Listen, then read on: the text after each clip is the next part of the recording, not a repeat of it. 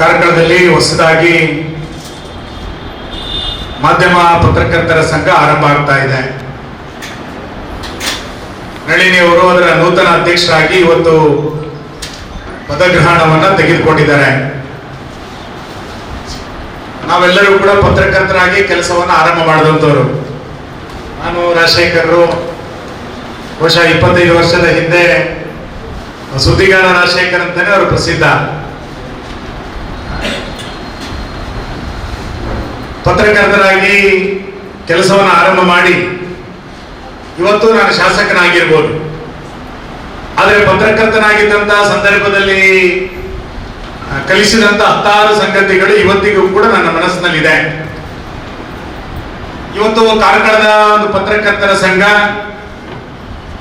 ಸಣ್ಣ ವಯಸ್ಸಿನಲ್ಲಿ ನಳಿನಿ ಅವರಿಗೆ ಒಂದು ಹೊಸ ಜವಾಬ್ದಾರಿಯನ್ನ ತೆಗೆದುಕೊಂಡು ಆ ಸಂಘವನ್ನ ಮುನ್ನಡೆಸಬೇಕಾದಂತ ದೊಡ್ಡ ಜವಾಬ್ದಾರಿ ಅವರ ಮೇಲಿದೆ.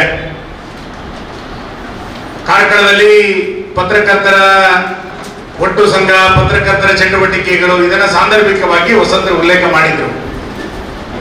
ಅವರೆಲ್ಲರನ್ನೂ ಕೂಡ ಒಗ್ಗೂಡಿಸುವಂತ ಒಂದು ಹೊಸ ವೇದಿಕೆ ಇವತ್ತಿಲ್ಲಿ ಸೃಷ್ಟಿಯಾಗಿದೆ. ಈ ಹಿಂದೆ ಏನೇನಾಗಿದೆ ಎನ್ನುವಂತ ಅವಲೋಕನವನ್ನು ಕೂಡ ಪತ್ರಕರ್ತರು ಆ ಕ್ಷೇತ್ರದಲ್ಲಿ ಕೆಲಸ ಮಾಡ್ತಾ ಇರುವಂತವರು ಮಾಡುವಂತ ಅಗತ್ಯತೆಗಳಿದೆ. ಅವಲೋಕನಗಳು ನಡೆಯಲಿಲ್ಲ ಅಂತ ಆದ್ರೆ ಮುಂದಿನ ಹೆಜ್ಜೆಗಳನ್ನು ಇಡುವುದು ಕಷ್ಟ. ಹಾಗಾಗಿ ಅವತ್ತಿನಿಂದ ಪತ್ರಕರ್ತರ ಸಂಘ ಏನೇನಾಗಿತ್ತು, ಕಾರ್ಕಳದಲ್ಲಿ ಯಾವ ರೀತಿ ಕವಲುಗಳು ಹೊಡಿತಾ ಹೋಯ್ತು, ಈಗ ಮತ್ತೊಂದು ವೇದಿಕೆಯಲ್ಲಿ ಒಟ್ಟಾಗುವಂತ ಪ್ರಯತ್ನಗಳೇನು ನಡೆದಿದೆ, ಒಳ್ಳೆಯ ಬೆಳವಣಿಗೆ ಅದನ್ನು ಮುಂದುವರಿಸಿಕೊಂಡು ಹೋಗುವಂತ ಪ್ರಯತ್ನವನ್ನ ನಾವು ನೀವೆಲ್ಲರೂ ಕೂಡ ಒಟ್ಟು ಸೇರಿಕೊಂಡು ಮಾಡೋಣ. ಬಹಳ ಗಣ್ಯರಾಗಿ ಇವತ್ತು ನಾವೆಲ್ಲರೂ ಕೂಡ ಸೇರಿದ್ದೇವೆ. ಯೂಟ್ಯೂಬ್ ಚಾನೆಲ್ಗಳು ಬಹಳ ದೊಡ್ಡ ಪ್ರಮಾಣದಲ್ಲಿ ಇದೆ. ಇವತ್ತು ಒಂದು ಕಾಲದಲ್ಲಿದ್ದಂತ ದಿನನಿತ್ಯ ಪತ್ರಿಕೆಗಳನ್ನ ಓದುವಂತ ಸಂಖ್ಯೆ ಕಡಿಮೆ ಆಗಿ ವಾರ ಪತ್ರಿಕೆಗಳು ಸಂಖ್ಯೆಗಳು ನಿಧಾನವಾಗಿ ಕ್ಷೀಣಿಸ್ತಾ ಇವತ್ತು ಯೂಟ್ಯೂಬ್ ಚಾನೆಲ್ಗಳ ಬಗ್ಗೆ ಹೆಚ್ಚು ಗಮನವನ್ನ ನಾವು ಸೆಳೀತಾ ಇದ್ದೇವೆ. ಯೂಟ್ಯೂಬ್ ಚಾನೆಲ್ಗಳು ಎಷ್ಟು ದೊಡ್ಡ ಪ್ರಮಾಣದಲ್ಲಿ ಬೆಳೀತಾ ಇದೆ ಅಂತ ಕೇಳಿದ್ರೆ 1-2 ಅಲ್ಲ, ಸಾಕಷ್ಟು ದೊಡ್ಡ ಸಂಖ್ಯೆಯಲ್ಲಿ ಯೂಟ್ಯೂಬ್ ಚಾನೆಲ್ಗಳು ಬೆಳೀತಾ ಇದೆ. ಯಾರಿಗೆ ಸಾಮರ್ಥ್ಯ ಇದೆಯೋ, ಆಸಕ್ತಿ ಇದೆಯೋ ಅವರೆಲ್ಲರೂ ಕೂಡ ಯೂಟ್ಯೂಬ್ ಚಾನೆಲ್ಗಳನ್ನ ಆರಂಭ ಮಾಡುವಷ್ಟರ ಮಟ್ಟಿಗೆ ಇಡೀ ರಾಜ್ಯಾದ್ಯಂತ ಇವತ್ತು ಬೆಳೀತಾ ಇದೆ. ಹೇಗೆ ಬೇಕಾದ್ರೂ ಬರಿಬಹುದು, ಟೀಕೆಗಳನ್ನು ಮಾಡಬಹುದು ಅನ್ನುವಷ್ಟರ ಮಟ್ಟಿಗೆ ಯೂಟ್ಯೂಬ್ ಚಾನೆಲ್ಗಳು ಇವತ್ತು ಸ್ವತಂತ್ರ ಆಗ್ಬಿಟ್ಟಿದ್ದಾವೆ. 75 ನಾನು ಹುಟ್ಟಿದ 75, ನಂಗೆ ಗೊತ್ತಿಲ್ಲ, ಸುಧಾಕರ್ ಶೆಟ್ಟರು ಅಥವಾ ರವೀಂದ್ರ ಪ್ರಭುಗಳು ಹೇಳಬೇಕು. 75ರ ತುರ್ತು ಪರಿಸ್ಥಿತಿ ಈ ದೇಶಕ್ಕೆ ಬಂದಾಗ ಇಡೀ ಪತ್ರಿಕಾ ರಂಗವನ್ನ, ಪತ್ರಿಕೆಯ ವ್ಯವಸ್ಥೆಯನ್ನ ಯಾವ ರೀತಿ ಧ್ವನಿಯನ್ನ ದಮನಗೊಳಿಸುವಂತ ಒಂದು ವ್ಯವಸ್ಥೆ 75ರಲ್ಲಿ ಆಗಿತ್ತು ಅನ್ನುವಂಥದ್ದು ನಮಗೆ ಗೊತ್ತಿದೆ. ಧ್ವನಿಯನ್ನ ಎತ್ತಲಿಕ್ಕೆ ಆಗೋದಿಲ್ಲ ಅನ್ನುವಂತ ಪರಿಸ್ಥಿತಿ ಸರ್ಕಾರದ ವಿರುದ್ಧ, ಅದನ್ನ ಮೆಟ್ಟಿ ನಿಂತಂತ ಸಮಾಜ ಇದು. ಆ ತುರ್ತು ಪರಿಸ್ಥಿತಿಯ ವಿರುದ್ಧ ಮೆಟ್ಟಿ ನಿಂತು ಆ ಕಾಲಘಟ್ಟವನ್ನು ದಾಟಿ ಆ ವಯಸ್ಸಿನವ್ರು ನಾವೆಲ್ಲರೂ ಕೂಡ ತುರ್ತು ಪರಿಸ್ಥಿತಿ ಹೆಂಗಿತ್ತು ಅಂತ ನಮ್ಗೆ ಗೊತ್ತಿಲ್ಲ. ನಾವು ಪುಸ್ತಕಗಳನ್ನು ಓದಿ ನಾವು ನೋಡ್ಕೊಂಡು ಹೋಗ್ತೇವೆ. ಆದ್ರೆ ಇವತ್ತು ಬಹಳ ದೊಡ್ಡ ಪ್ರಮಾಣದಲ್ಲಿ ಸರ್ಕಾರದ ವ್ಯವಸ್ಥೆಯನ್ನ ಅಥವಾ ಒಟ್ಟಾರೆ ವ್ಯವಸ್ಥೆಯನ್ನ ಟೀಕಿಸುವಷ್ಟರ ಮಟ್ಟಿಗೆ ಪತ್ರಕರ್ತರು ನಿರಾಳರಾಗಿದ್ದಾರೆ. ಮತ್ತು ಯೂಟ್ಯೂಬ್ ಚಾನೆಲ್ಗಳು ಅಷ್ಟೇ ದೊಡ್ಡ ಪ್ರಮಾಣದಲ್ಲಿ ಸ್ವತಂತ್ರವಾಗಿ ಆ ನಿಟ್ಟಿನಲ್ಲಿ ಇವತ್ತು ಕೆಲಸ ಕಾರ್ಯಗಳನ್ನ ಮಾಡ್ತಾ ಇದೆ. ನಾನು ರಾಜಶೇಖರ್ ಹತ್ರ ಸುಮ್ಮನೆ ಹೇಳ್ತಾ ಇದ್ದೆ, ಎಲ್ಲರಿಗೂ, ಎಲ್ಲ ಪತ್ರಕರ್ತರಿಗೆ ಅಥವಾ ಒಂದು ಪತ್ರಿಕಾ ಮಾಧ್ಯಮಕ್ಕೆ ಅಥವಾ ಒಂದು ಸಂಪಾದಕೀಯ ಮಂಡಳಿಗೆ ಒಂದು ಬದ್ಧತೆ ಇದ್ದೇ ಇದೆ ಸಹಜವಾಗಿ. ನಾನು ಕಾಂಗ್ರೆಸ್, ಬಿಜೆಪಿನೋ ಅಥವಾ ನಾನು ಯಾವುದೋ ಒಂದು ಸಿದ್ಧಾಂತ, ಎಲ್ಲರಿಗೂ ಇರಲೇಬೇಕು. ಸಿದ್ಧಾಂತ ಇಲ್ಲದೆ ಇರುವಂತ ಮನುಷ್ಯ ಇರ್ಲಿಕ್ಕೆ ಸಾಧ್ಯ ಇಲ್ಲ.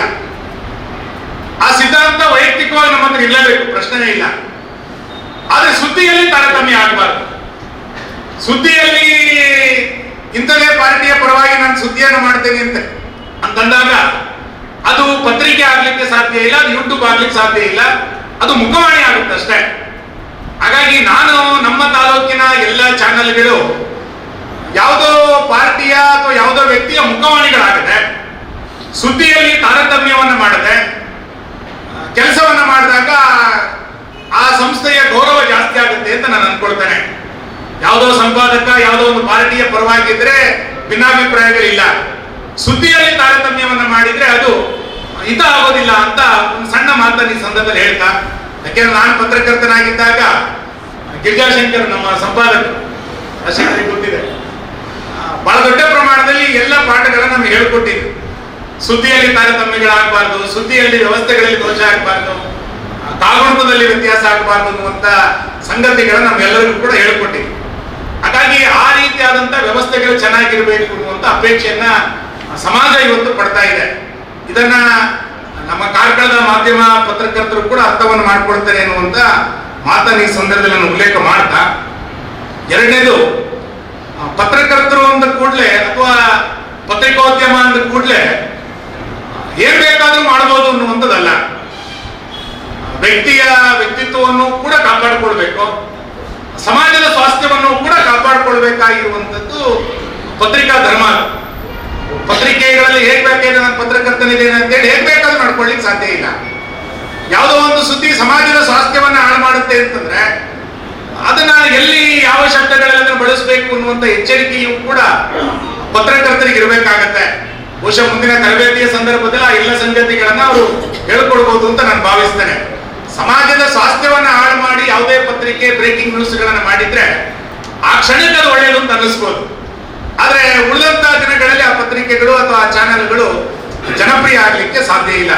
ಆ ಹಿನ್ನೆಲೆಯಲ್ಲಿ ವ್ಯಕ್ತಿಯ ವ್ಯಕ್ತಿತ್ವವನ್ನ ಮತ್ತು ಸಮಾಜದ ಸ್ವಾಸ್ಥ್ಯವನ್ನ ಕಾಪಾಡಿಕೊಳ್ಳುವಂತ ದೃಷ್ಟಿಯಿಂದ ಪತ್ರಿಕಾ ಧರ್ಮ ಅದರ ಆ ನಿಟ್ಟಿನಲ್ಲಿ ಕೆಲಸವನ್ನು ಮಾಡಬೇಕು ಅನ್ನುವಂತ ಸಂಗತಿಯನ್ನ ಈ ಸಂದರ್ಭದಲ್ಲಿ ನೆನಪು ಮಾಡಿಕೊಳ್ತಾ, ಕಾರ್ಕಳದ ಪತ್ರಕರ್ತರಿಗೆ ನಾನು ವಿನಂತಿ ಮಾಡೋದು, ನಾವೆಲ್ಲ ಜನಪ್ರತಿನಿಧಿಗಳು, ಶಾಸಕರು ಎಲ್ಲ ರೀತಿಯಾದಂತಹ ಸಹಕಾರವನ್ನ ಎಲ್ಲ ಚಾನೆಲ್ಗಳಿಗೆ, ಎಲ್ಲ ಪತ್ರಿಕೆಗಳಿಗೆ ನಾವು ನಿಮಗೆ ನಿಂತು ಮಾಡ್ತೇವೆ.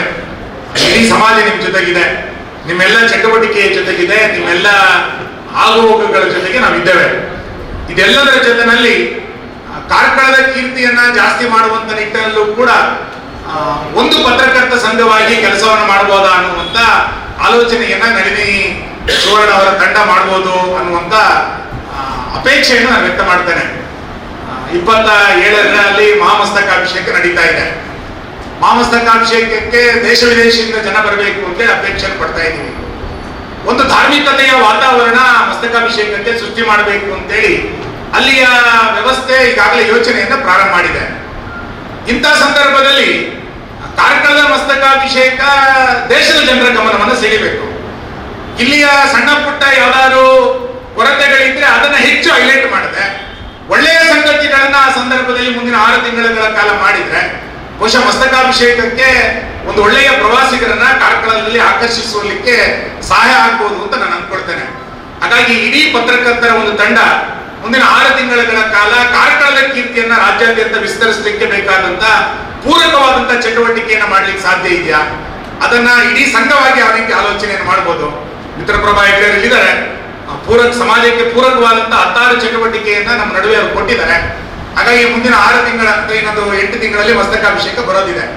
ಆ ಜನವರಿಯ ಹೊತ್ತಿಗೆ ನಾವು ಸಿದ್ಧತೆಯನ್ನು ಮಾಡಬೇಕಾದ್ರೆ ಬರೀ ಮಸ್ತಕಾಭಿಷೇಕ ಅಂದಾಗ ರಸ್ತೆ ಡಾಂಬರ್ ಇಷ್ಟು ಮಾತ್ರ ಅಲ್ಲ, ಪ್ರವಾಸಿಗರು ಬಂದಾಗ ಇಲ್ಲಿ ಒಂದು ಗುಡ್ ಫೀಲ್ ಫ್ಯಾಕ್ಟರ್ ನಮಗೆ ನಿರ್ಮಾಣ ಆಗಬೇಕು.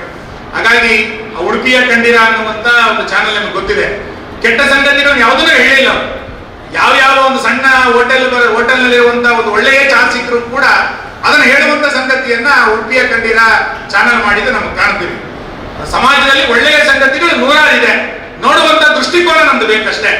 ಹಾಗಾಗಿ ಮುಂದಿನ 6 ತಿಂಗಳಲ್ಲಿ ಮಸ್ತಕಾಭಿಷೇಕಕ್ಕೆ ಮಸ್ತಕಾಭಿಷೇಕ ಸಮಿತಿ ಅಥವಾ ಆಡಳಿತ ಮಂಡಳಿ ಮಾತ್ರ ಸಿದ್ಧ ಆಗೋದಲ್ಲ, ಅಥವಾ ವ್ಯವಸ್ಥೆ ಮಾತ್ರ ಸಿದ್ಧ ಆಗೋದಲ್ಲ, ಇಡೀ ಕಾರ್ಕಳದ ಜನರನ್ನ ಸಿದ್ಧ ಮಾಡಲಿಕ್ಕೆ ಪತ್ರಕರ್ತರ ಸಂಘ ಏನ್ ಕೆಲಸ ಮಾಡಬಹುದು ಅನ್ನುವಂತ ಒಂದು ಚಿಂತನೆಯನ್ನ ಮುಂದಿನ ದಿನಗಳಲ್ಲಿ ನೀವು ಮಾಡಿದ್ರೆ ಖಂಡಿತ ಕಾರ್ಕಳಕ್ಕೆ ದೊಡ್ಡ ಗೌರವ ಅಂತ ನಾನು ಭಾವಿಸ್ತೇನೆ. ಎಲ್ಲ ಕಡೆಗಳಿಂದ ಕಾರ್ಕಳಕ್ಕೆ ಬರುವಂತ ಆಗ್ಬೇಕು. ಒಮ್ಮೆ ಬಂದಂತವರು ಕಾರ್ಕಳಕ್ಕೆ ಮತ್ತೊಮ್ಮೆ ಬರಬೇಕು ಅಂತೇಳಿ ಅನ್ನಿಸುವಂತ ಆಗ್ಬೇಕು. ಆ ರೀತಿಯಾದಂತ ಒಳ್ಳೆಯ ಸಂಗತಿಗಳನ್ನ ತಿಳಿಸುವಂತ ಕೆಲಸವನ್ನ ನಾವೆಲ್ಲರೂ ಕೂಡ ಮಾಡೋಣ. ಸಾಕಷ್ಟು ಒಳ್ಳೆಯ ಸಂಗತಿಗಳ ನಡುವೆ ಕೆಟ್ಟ ಸಂಗತಿಗಳು ಇರ್ತಾರೆ, ಇಲ್ಲ ಅಂತ ಏನಿಲ್ಲ. ದೊಡ್ಡ ಗೆರೆ ಎಳಿಬೇಕಷ್ಟೇ, ಅದೇ ಗೆರೆ ಹೇಳ್ಕೊಂತ ಕೂತ್ರಾಗಲ್ಲ. ಹಾಗೆ ದೊಡ್ಡ ಗೆರೆ ಎಳೆಯುವಂತ ಪ್ರಯತ್ನವನ್ನ ಶಕ್ತಿ ಪತ್ರಕರ್ತರಿಗೆ ಚಾನೆಲ್ಗಳಿಗಿದೆ, ಅದನ್ನು ಮಾಡೋಣ ಅನ್ನುವಂತ ಮಾತ್ರ ಹೇಳಿ, ರಾಜಶೇಖರ ನೇತೃತ್ವದ ಕರ್ನಾಟಕ ಮಾಧ್ಯಮ ಪತ್ರಕರ್ತರ ಸಂಘ ಇವತ್ತು ಆ ಪತ್ರಕರ್ತರಿಗೆ ಸಾಕಷ್ಟು ರೀತಿಯಾದಂತ ಅನುಕೂಲತೆಗಳ ವ್ಯವಸ್ಥೆಯನ್ನು ಮಾಡಿದ್ದಾರೆ. ಇನ್ಸೂರೆನ್ಸ್ ಇತ್ಯಾದಿಲ್ಲ ನೋಡಿದೆ ನಾನು ಕರಪತ್ರವನ್ನ. ಅದೆಲ್ಲದಕ್ಕೂ ನಮ್ಮ ಕಡೆ ನೆರವನ್ನ ಆಗಬೇಕು. ಅದಕ್ಕೆ ನಿಮ್ಮ ಜೊತೆಗೆ ನಾನು ಇದ್ದೇನೆ ಅನ್ನುವಂತ ಮಾತನ್ನು ಹೇಳಿ ಮತ್ತೊಮ್ಮೆ ನೂತನವಾದಂತಹ ಎಲ್ಲ ಪದಾಧಿಕಾರಿಗಳಿಗೆ ನಾನು ಅಭಿನಂದನೆಗಳನ್ನು ಸಲ್ಲಿಸ್ತೇನೆ. ನಮಸ್ಕಾರ.